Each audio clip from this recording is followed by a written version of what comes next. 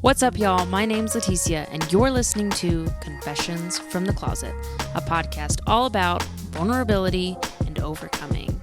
It's time we get ourselves unstuck from these boxes and these closets that we've allowed ourselves to be trapped in.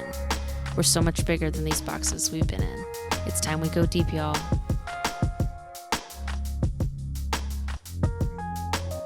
What's up, y'all? Welcome back to another week of Confessions from the Closet. I am so excited about today. I am joined by my new friend, the director, creator of the 1946 film, which y'all hear me talking about all the time. I'm really excited to get to know more about her story and just how the film came about.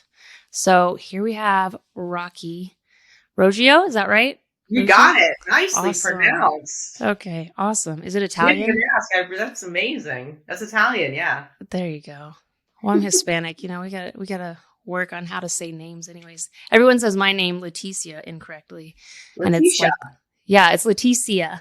It's really Leticia because I'm Hispanic, but I love it. I think my dad even still says it kind of wrong, so it's cool. He's white. Anyways, I'm really excited about doing this with you. I was really pumped when you reached out to me. I definitely paced the house for a while. Thank you so much. I love what y'all are doing with the film. I love the research. I don't know if you know about my story, but when I came out, I actually wrestled for so long about being gay and loving the Lord, and the film, which I love that you're working with them. The film For the Bible Tells Me So was one that just kind of fell in my path and helped me start unraveling everything and wrestling with my faith and knowing that, I was made gay and Jesus loves me. So the fact that you're doing something that's so now it's in the present time, I just think it's amazing. And I'm so excited to hear about the lives that changed from it. Awesome. I'm excited to be on the show. I'm glad that Daniel Carslake's film For the Bible Tells Me So made an impact in your life. It definitely had an impact in my life. And so when I received an email from him one day asking about the movie prior to me getting funded, our donors worked with him in the past and they wanted to vet me. And so I spent an hour and a half on the phone with him, which was just like a pinch me moment, as you can imagine. And then I ended that phone call with, hey, why don't you mentor me and be our executive producer so that you can ensure our donors who want to give us this big gift that we're going to finish this film and you're going to help us get there. Yeah. So that's how that happened. I love that. That's awesome. Yeah. That film, it changed my life and led me to so many different paths to reach out to people that were actually in the film. And oh, great. Yeah, I'm excited I just know it's going to impact so many people's lives just doing this new project. So before we dive too much more into the film, I want to know more about your life, your childhood. You know, when did you know you were gay, coming up with faith, and how you wrestled with that? I just want to know more about you. Sure. Well, talk about conversations in the closet. So I didn't even really have a coming out story. Mm-hmm. I was found out. And so when you're a young person and you're already struggling with your identity and you're hearing in the culture that being gay is bad, it's wrong, it's, especially growing up in the church. Yeah. The last thing I was going to do was let my parents know. Mm-hmm. And they suspected that I had been dating this woman. They read my diary, which led to a big clash, as you can imagine. And my father then wrote me a 10-page letter on why he believes I'm going to hell, basically. And so he used all the clobber passages. He used some other lovely passages in Proverbs where he blamed himself for not disciplining me enough, that jazz. Yeah. Blamed my mother at some point, but, went through all the cycles. And then after that, I immediately left home. But going back to answering the original question, how I knew I was gay, I think for an LGBTQ person, you start to identify pretty early on. Mm-hmm. For me, I was about 5 years old when I realized that I was different than everybody else. And I hear that a lot with a lot of LGBTQ people. I was never abused. I wasn't, I grew up in a loving home. At 5 years old, I was like, who am I going to marry? Ryan? This guy went to my church, I don't like boys, and I had no idea what that meant. Until later on going through puberty. And then finally in high school, I was like, oh, my first kiss. I was like, that's what this is. Yeah. Never looked back. So that's awesome. And that's when we came out. It's I felt like once I came out at 24, it's I remembered everything throughout my childhood. I was like, oh, right? It makes sense. Yeah. Yeah. Yeah. So you moved out right after. Did what was said affect your faith? Did it or did you still believe? That's a really great question. Of course it did. So I never really responded to my dad's teaching as far as I responded to his benevolence, his kindness, he is a man who lives by his word. Mm-hmm. But the teachings in the church I never responded to because I would hear things like our church is the church that's doing it right and everybody else is doing it wrong. And Yeah. and so that was my first clue that something's off about the church, not God, not Christianity. It's this institution. Yeah. If we're all reading the same Bible and we're all looking at the gospel and the Jesus message, why are the Lutherans bad and and this Yeah. person's bad and this other, but we're the only ones that are doing it right? Right. And then I would hear from other congregations, they'd say the same thing. So I knew early on there was something off. Mm-hmm. And then other things like my father doesn't even allow women to even read from the Bible on the stage. Wow. So as an early age, I was just like, this doesn't feel like what I'm seeing represented in the Gospels with Mm-hmm. equality, Jesus presenting himself as a feminist, So I was always labeled as the troublemaker because I would question. Yeah. And you're not supposed to question. Mm-mm. So once I came out as gay, that's why my father would say, well, you were the troublemaker. I should have disciplined you better. And it's like, no, I'm actually smart because Yeah. I'm not being indoctrinated. Yeah. I'm actually trying to explore things and learn things properly, or at least in a way where they make sense. Mm-hmm. So yeah, it was interesting. But once my dad then, wrote me those letters, of course I left the faith. I never wanted to go back into a church building again, so I've suffered major religious trauma, Yeah. as a lot of us have. Mm-hmm. Definitely. Yeah. So, okay. So now I want to go into the movie because I know that was part of getting in a church and realizing everything. How did you come across Kathy and Ed and just start this project 1946? Yeah. So within that 20-year period of being kicked out of the house and I left, and me going through trying to find myself, career, relationship, and coming out of loneliness, being excluded from my family. There have been many struggles in that 20 years where I can't pray the gay away. My parents would still try to send me pamphlets on, loved one out and the slippery slope of gay marriage. And 10 years into this whole thing, my dad had an ex-gay preaching at his church where, and then the news picked it up, and then I did a counter piece outing my dad for having a lesbian daughter. It was just a mess. And so fast forward to 2017, I was living in Los Angeles, production designing movies.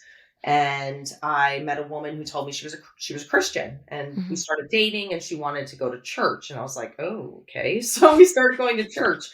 And through that experience as an adult, now in my 40s, I realized the bigger problem that seeps into our society comes from within our church buildings. Because here I was in Los Angeles in a progressive liberal church building that wants to welcome everybody with radical love, but I saw through the whole thing. I know that I'm welcome but not equal in this space. Yeah. So I started to get vocal about it. And even the leaders of the church were like, well, what do you mean? And I'm like, well, I can serve coffee, but I can't run this Bible study. Yeah. Well, how do you know that? And I'm like, look, if you don't know as the leader, then there's something wrong with this church. So either you're lying to me or you really don't know. Either way, it's a big problem.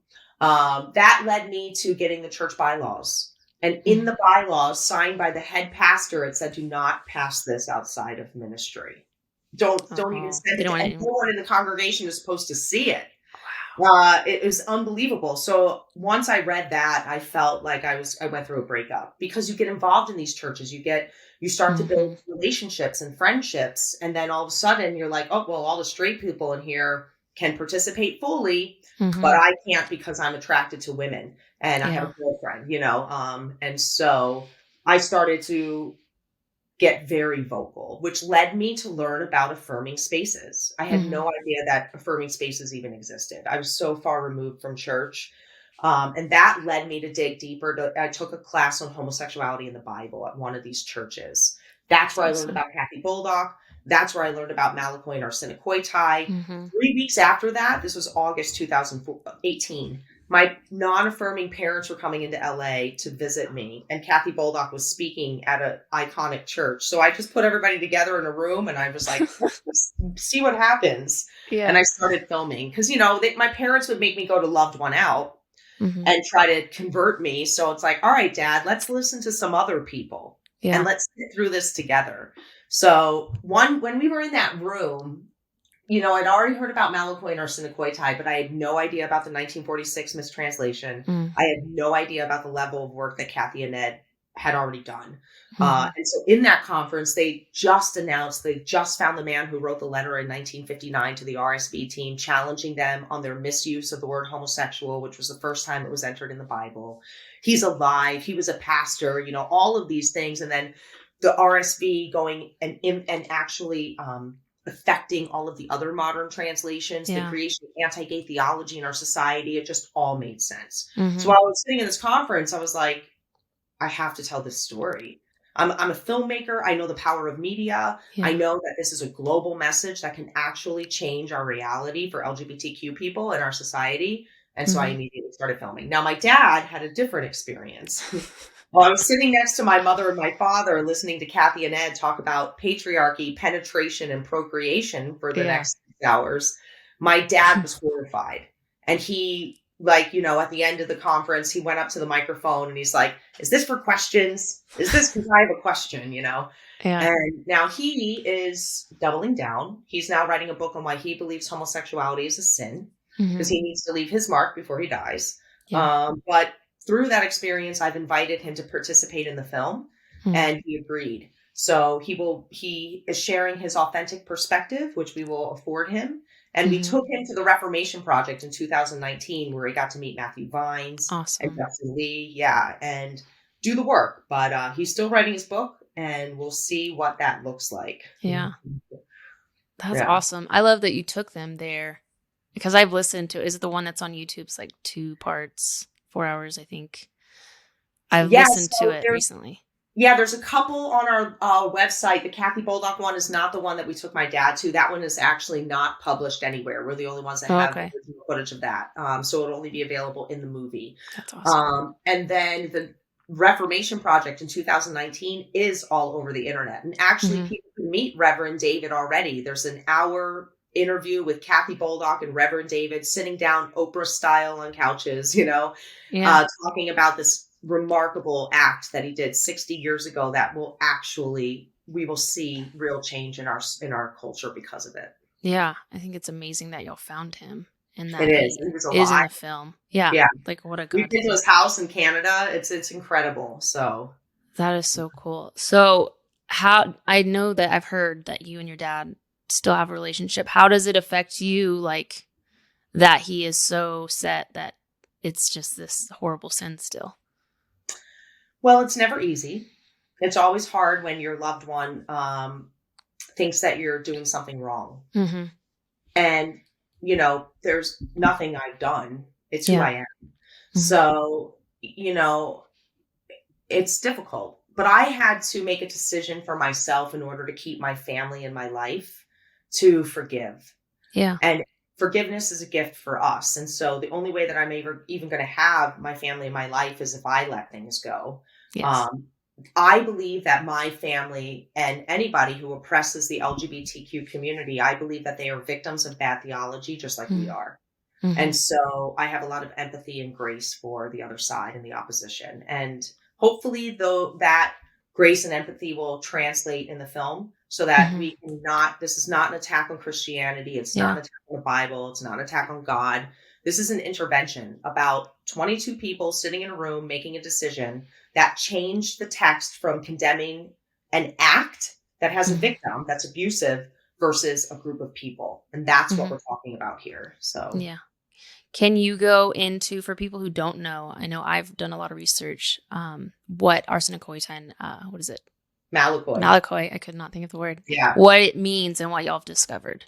Sure. So The two Greek words in question here are malakoi and arsenokoitai. They're found in 1 Timothy and they're found in 1 Corinthians. Malakoi you can see in the Old Testament as well, and it's in a lot of other writings. We have a pretty good understanding of what the word malakoi means. It means effeminate, soft, to be a coward. You're not fitting up your roles in society. And so basically the worst thing that you can call a man is a woman. And so a malakoi has traits of a woman. And in sometimes in the senses, if we're looking at the 6 verses that talk about same-sex activity, the malakoi would be the passive participant in the sex act. So a lot of the times this person would not have consent or choice. They were young kids that had no choice. Or this was a catamite, which was prostitution, temple prostitution, worship prostitution, things like that. But if you were on the receiving end, you are now considered to be useless in society. You have given up your manhood and you've taken the role of a woman. Yeah.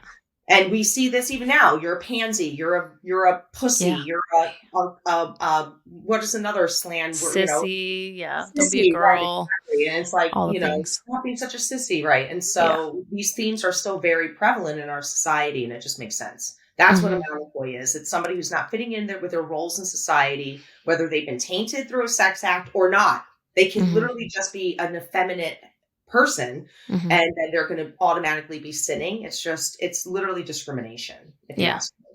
Then the arsenokoitai would be the active participant. But what we see arsenokoitai is the aggressor, the dominant. So they're the penetrator, but they're still participating in a violent, aggressive, abusive prostitution, whether they're buying it or it's temple worship. These are the themes of all of the 6 verses. They're all the same. But the arsenokoitai would still be able to keep his honor in society because they're active. Yeah. Manly. Right. They're the manly person. Right. Exactly. So it doesn't matter what's on the end of the man's penis as long as he's the one doing the penetrating. Literally, that's what, And so these are the themes we're talking about. Again, it has nothing to do with consensual same-sex attraction. It has everything to do with aggressive, exploitative acts. And so what the translators did is they saw homosexual and they just took the 2 terms. Well, this is the bottom, this is the top. We're going to put it together. It means homosexual. And it just doesn't. So when this 21-year-old challenged the team, he wrote an amazing academic letter. He took 8 months to write it. He was in school. He was studying Greek and Hebrew. He was in seminary. He knew he was bilingual. He understood German a little bit, but he was bilingual with French and English because he was French Canadian. He understood psychology, very clear in his letter. He had an appendix with citing all of his research. And so since he wrote such a great letter, the head of the translation team, Dr. Weigel, said, I'm actually going to pay attention to this and give you a really good response. They went back and forth with 4 letters. And at the end of the letter, Dr. Weigel actually said, no, I'm not talking about people who are born that way. Yeah, I'm talking about the abusers. The problem is that the translation team, like David's letter, missed a cutoff date by 3 weeks where they had just signed a contract with their publisher that they wouldn't publish another edition for another 10 years. So they took David's letter and Weigel's letters and they put them in a file. They put them in for 10 years and it sat there until the RSV reopened to do their next edition. And they actually looked at the letters, they looked at the suggestions, and they went with sexual perverts. They took out the word homosexual, condemning a group of people, and made it back as an act. But what happened was there were 3 other modern English Bibles at the time working on their proper English version of the Bible. Yeah. They all use the RSV as their root text. And in the 70s, we see homosexual now in 6 different passages where it just doesn't belong. They put it in Leviticus. They put it in Timothy. They put it in, they didn't put it in Romans till 2017, which is another story. That's when it started? The Romans 1 that everyone is always using? Wow, I didn't realize it was that late. Well, one translation, I'll have to look up what the Bible is because I don't have it off the top of my head, but it didn't even hit that until later. But that's like the mother one. Everybody's like, well, you can't debunk unnatural Romans. And it's like, yeah, we can. Because if you look at what's going on in Romans, it says that their women exchanged. The women were owned by the men. They weren't lesbians. These were gay guys. They were married couples participating in temple prostitution. And if you look at the verses before, it's very clear that they were worshiping other gods. Yeah. And these were rituals that were very common in the time. These were not gay people, you know, we have to take these things into context. But those are the themes that we'll talk about in the film. How did this translation team in 1930, when they started doing the work on the RSV, how did they come to use the word homosexual? And we know that in the 30s, homosexual meant homosexual vices. Mm-hmm. If somebody was a pedophile, they were considered a homosexual vice. It was that's just the name that they used. Just like the word sodomite, which ended up becoming homosexual, but it didn't originate as homosexual. Yeah. The origination of that word is any form of non-procreative sex. Mm-hmm. So even married couples or a masturbator could be a sodomite. Right. And then later it ended up into the culture and it became a homosexual. And again, these are just slang words that come into the culture, and we're going to trace all of that. So we look at the translation team. How could they have made this decision? And then we'll look at the other translation teams. How did they put the word homosexual in there? Mm-hmm. Then in the 80s, we actually see malice for the first time, where we can see in translations where they put in the footnotes that malakoi and arsenokoitai are consensual acts. Wow. It's so egregious. So we don't see malice until the 80s. It was literally a mistake. The translated team, again, said, no, we're not talking about people born that way. Mm. So that's what we're going to be exposing. But then what we see in the 80s is the creation of anti-gay theology. Mm-hmm. Once the APA, the American Psychiatric Association, declassified homosexuals from being mentally ill, is when we see the church doubling down on LGBTQ issues. Anita Bryant comes on the scene, Save Our Children campaign, and the church had everything they needed in black and white, because in all of the major Bibles, homosexual is all over the place. Mm-hmm. And nobody needed to go back and look to see if there was a mistake, because the church has a long history of creating an other.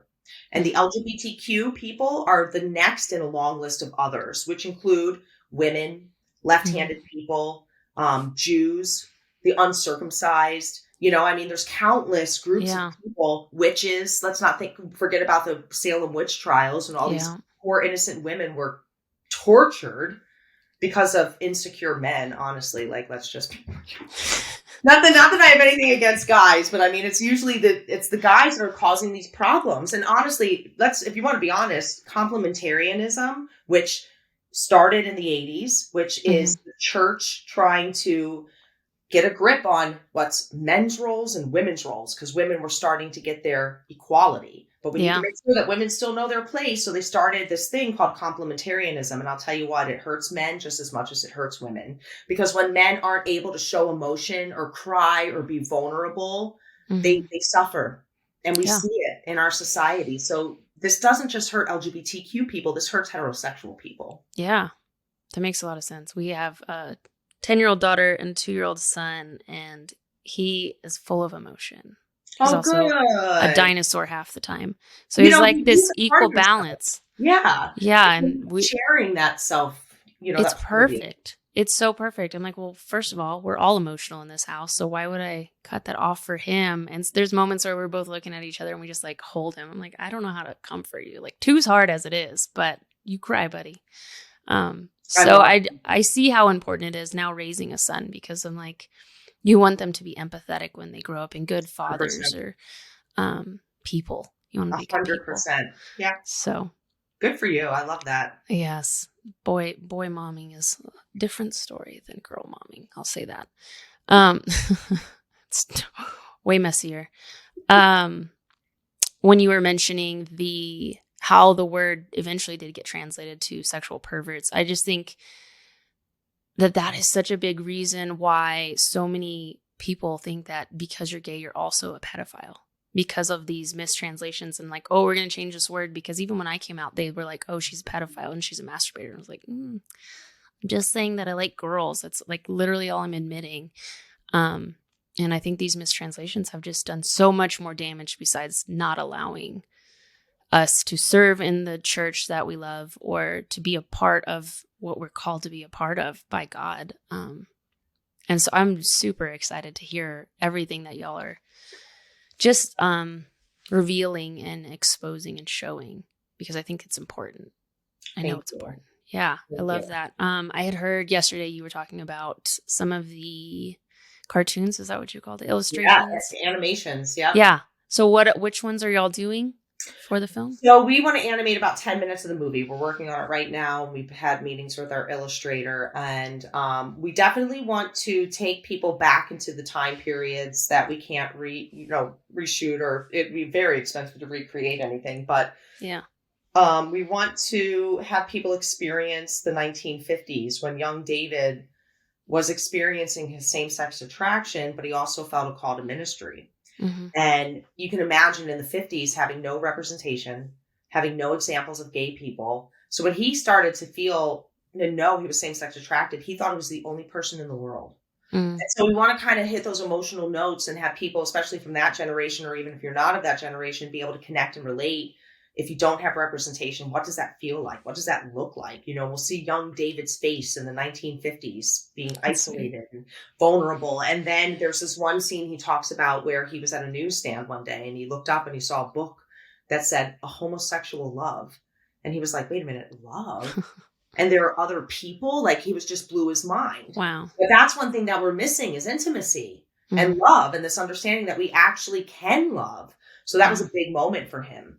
And he was then able to discover that there were other gay people in the world and that maybe he is okay, I love that. But he tells us a story of how he never pretended to hide his identity from God. When he felt the calling, he had a conversation with God. He never pretended to be anything other than who he was.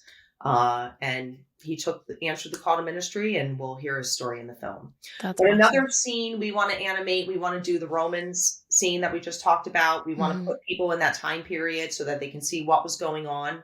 Yeah. And that these were married couples participating in these group orgies and worshiping other gods. Yeah. And we want to animate the Sodom and Gomorrah story. So people can, again, put themselves there, see what's going on. These were heterosexual men. And it was very common once you conquered someone or conquered in a battle, you would rape you'd rape the other side. And so these were not gay people. Yeah. There's a whole town of gay people. It's just so ridiculous. So we're working on what that looks like to put that piece together. And then not even just to mention like Lot being willing to offer up his daughters to be raped. Yeah. Just crazy. They're not gay guys. They're, it's abuse. So that's crazy to me, even to think back at the Bible story. Like, I would probably offer myself before I would ever offer my children. And that's a really interesting point. Why didn't Lot offer himself? Yeah. If he really cared enough about the angels, he's going to throw his daughters out. But if he really cared about the situation and actually humanity and everyone involved, he would have given himself up. Right. You'd think so. Yeah. Yeah. But he was more valuable. And then he would have become a Malakoi. He would have been useless in society. It's true. So, we see this story in Judges where there was a concubine that was thrown out and raped all night long, and she ended up dying. It's horrible. Yeah.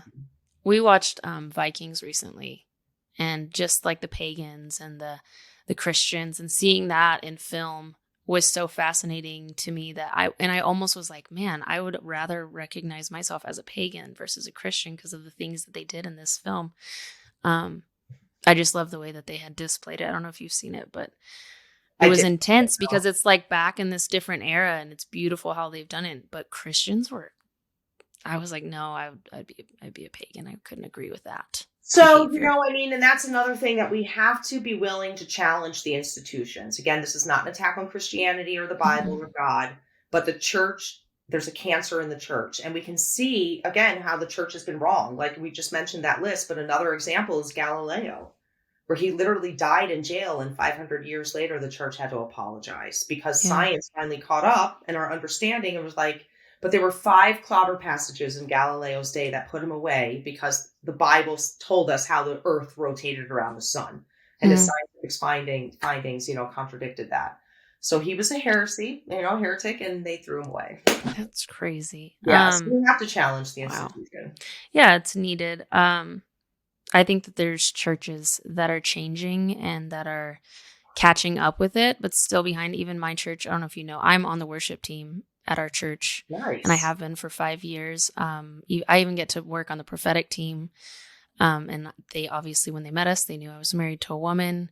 They we're at, like, my pastor was at our gender reveal for our son. They've dedicated my children. My daughter just got baptized with my wife a couple weeks ago at our church. So we go to and are very fortunate to have the church that we all hope for. And my pastor and I have a really amazing relationship, and we still disagree on some things. But we respect each other so much that we're able to have those tough conversations. And he's like in his 60s, and he asks me questions that it's like a lot of people would be afraid to ask. But like one of our first meetings, he asked, how did we get pregnant, or how would we get pregnant? This was before my son.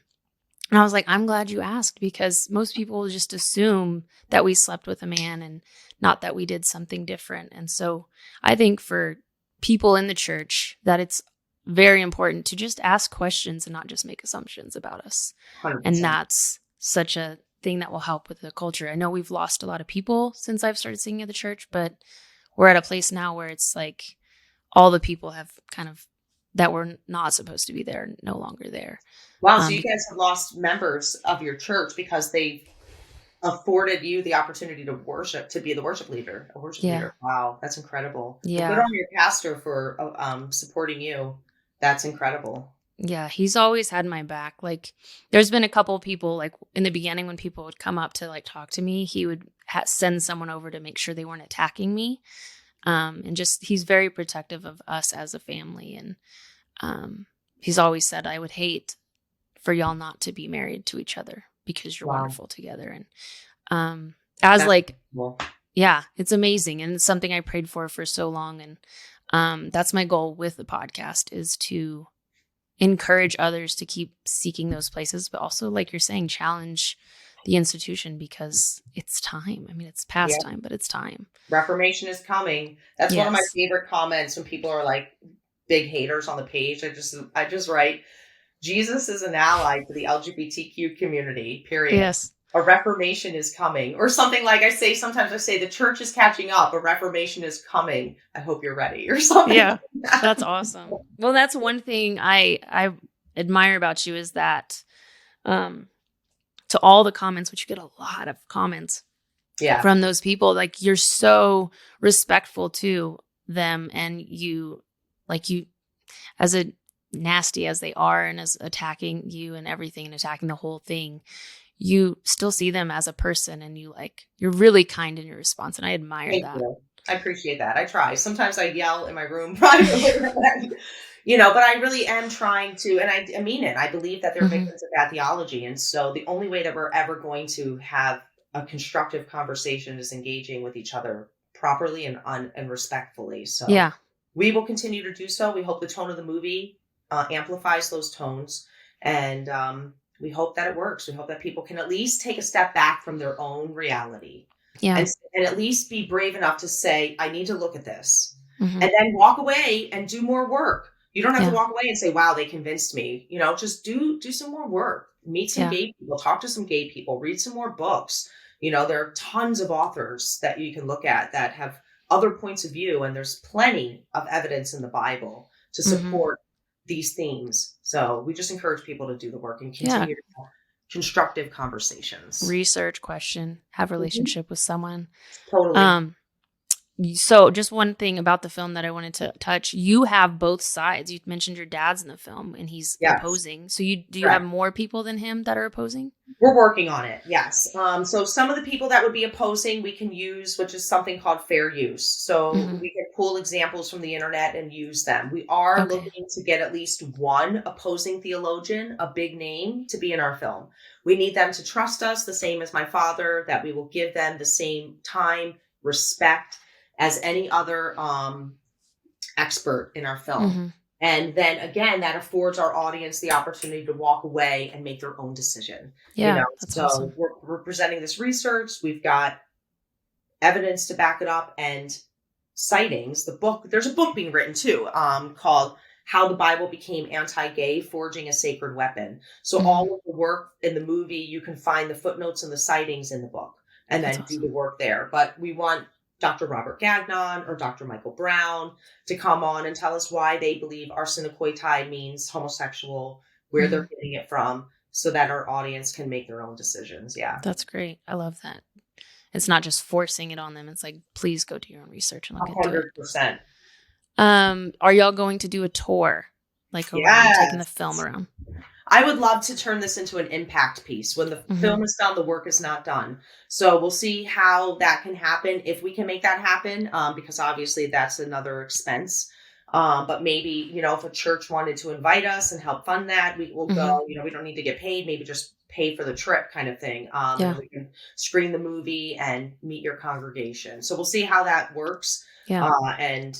Yeah. Where we go from there. I would love to meet everyone all over the world. We want to take this film all over the world. So that's awesome. I'm already like talking to some people at our church. Like, if we can get them here, I'm going to do everything I can. Where are y'all located?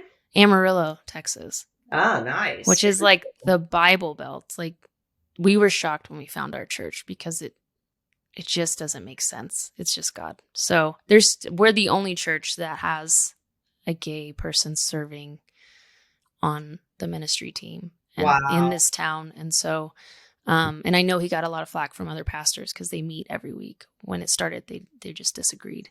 Oh, wow. So like your pastor is getting feedback from the community and they're upset. Wow. Yeah. How does that make you feel? I think it's funny. I love that he loves me so much that he's challenging them too and willing to like just put his, I guess, reputation on the line. 100% for me and my family. He's risking it all. That's incredible. Yeah. So, wow. Yeah, we would love to, talk in the future when that gets closer to see how we can get y'all here. And even before then, if you wanted to set up I have a 20-minute PowerPoint, I could tell you about the film. I'd love to meet people beforehand too. So yeah, I saw you do the Kenya one. Is that the one? Yeah. The other day? Last week, yeah. We got to talk with faith leaders from Africa to see how we can bring this research overseas to communities where people are actually persecuted and killed. Yeah. Obviously we have killings here in the United States, but there's some pretty horrific things going on in Africa, in some African countries. I have a couple listeners from over there, and they've messaged me like how it is, and you can get arrested, and they can go through your phone. Yeah. It's scary. Yeah. And I don't take for granted like how blessed we are here in Amarillo, which we shouldn't be, but we are. Okay, so y'all are still raising support for the film. What are some ways people can support y'all?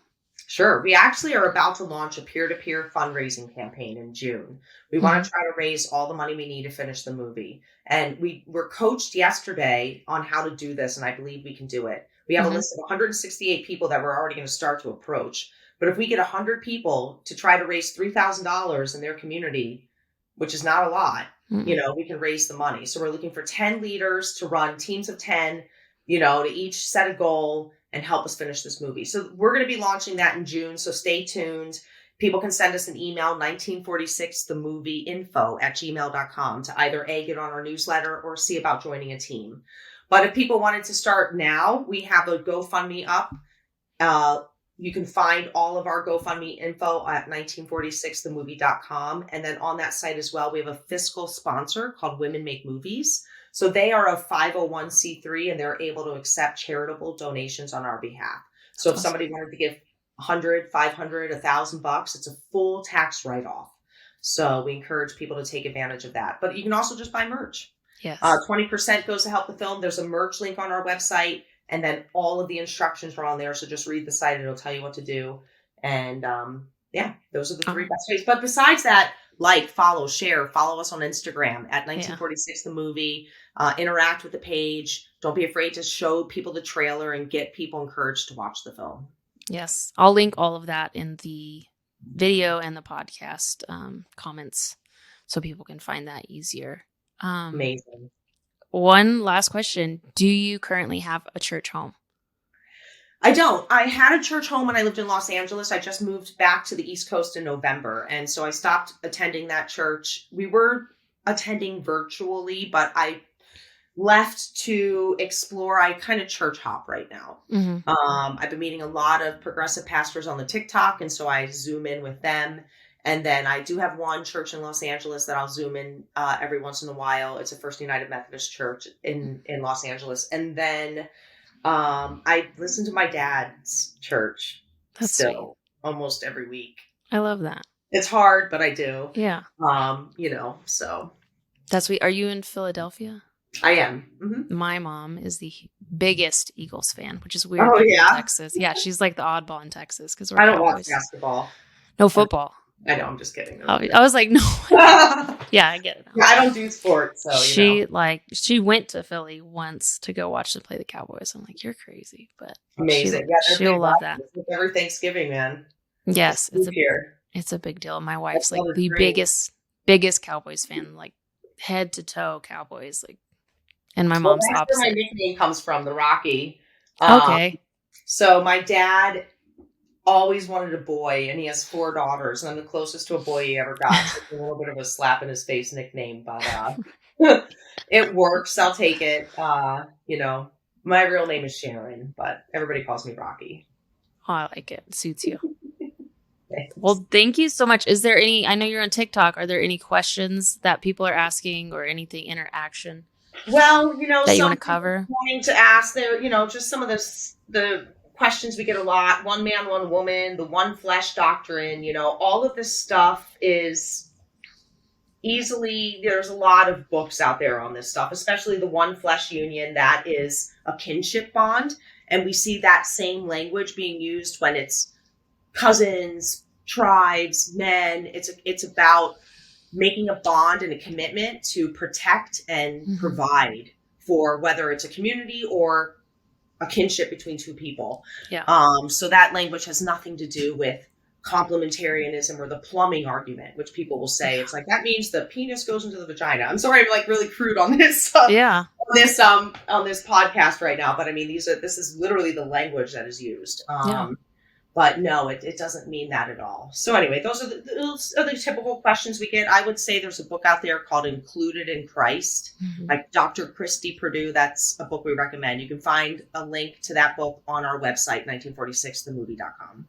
Okay, and I'll link that too in the comments because I haven't read that one yet. I've been looking for it. I guess it's one you really need to order. That one's really good. And then there's one called Bible, Gender, Sexuality by Dr. James Bronson. I should link that one up as well, too, because he goes into complementarianism. He goes into Romans. He goes into one flesh.